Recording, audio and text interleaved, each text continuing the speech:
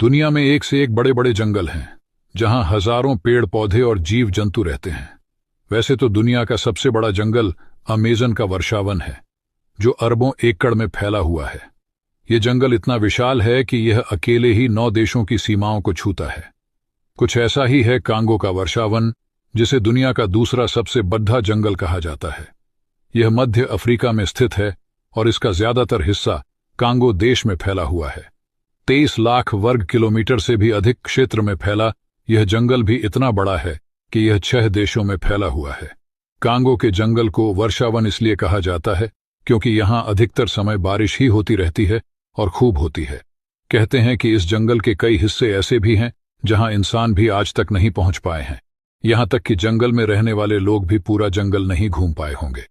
ये जंगल इतना घना है कि कई जगहों पर तो सूर्य की रोशनी भी जमीन तक नहीं पहुंच पाती है।